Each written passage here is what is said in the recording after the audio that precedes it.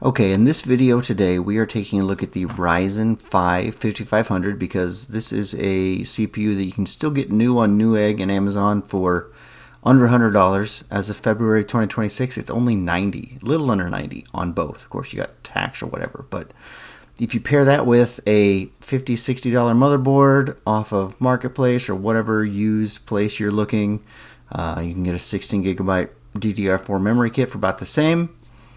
Find you a cheap used power supply, and you're still looking at a gaming PC for under $500, especially when you look at the video cards that I'm testing today. We did not spend more than $200 to get these on the used market. So the 3060 Ti I spent $185 on.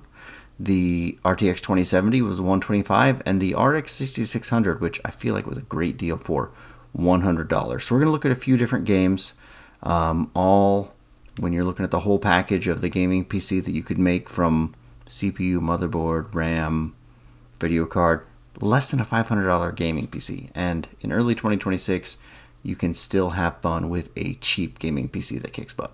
So let's see what these games look like. The first game we're going to look at is Marvel Rivals at the high preset, and this is in 1080p because, in case you missed my first video, my philosophy is that 1080p is really all you need.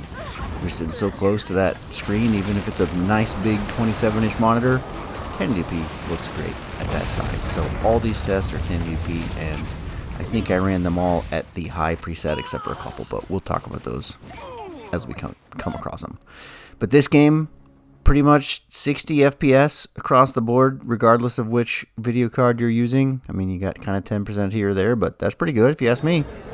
Cyberpunk 2077 is up next, and again, this is the high preset, but look at this. Can you even tell a difference between the three? Sure, we'll see some slight differences at the end when the actual FPS averages are shown on the screen, but if you're just looking at this screen, looking at these three feeds, they look about the same, don't they? They look nice. They look playable. So don't worry so much about what the actual FPS of your hardware is. Just look at your games. Do they look good? Are you having fun? That's what you need to be worrying about. So here we go. We got anywhere between 85 to 102. So that's a bit of a spread, but all of them are, that's a great fully playable FPS number. Now we're looking at Forza Horizon 5, and I'm not sure what happened to my footage of my RTX 2070, but it got lost somewhere. Couldn't find it. I don't know what's going on, but trust me, this game, for some reason, maybe because it's a few years old, it's not that old.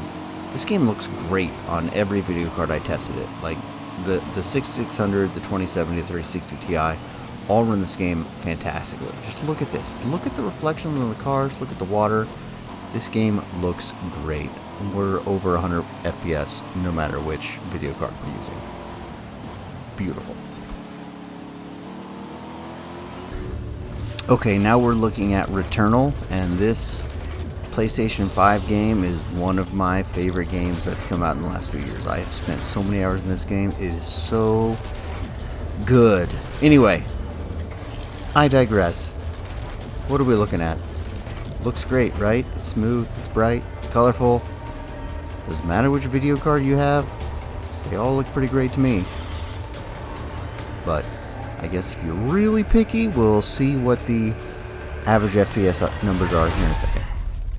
So there is about a 20% swing between the 6600 and the 3060 Ti, but the 3060 Ti cost almost twice as much as the 6600. So is it really worth paying that much more? I don't know. It looked pretty good to me, no matter which one of those video cards you were using.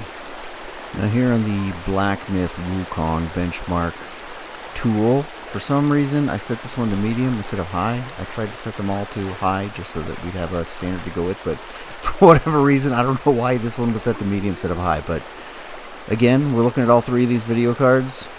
Look at the smoothness of the feed in all three. They all look pretty great, right? Why spend $200 on the 3060 Ti when the 6600 gets you basically the same thing? And this is what I mean by I don't love just looking at the numbers, because sure, we got 20 or 30% better performance out of the 3060 Ti, but the 6600 footage looked great, didn't it? I thought so. And then the last game we're going to look at is Shadow of the Tomb Raider, and since this is the oldest one of the group, I went ahead and set the graphics to the maximum preset, whatever they called that, highest, I think. And yeah, 1, 2, 3, they all look great. So don't spend $2,000 on a gaming PC, kids. Build yourself a nice cheap $500 gaming PC. Get a 1080p monitor. Your games will look great. You don't need to spend a ton of money, even here in 2026.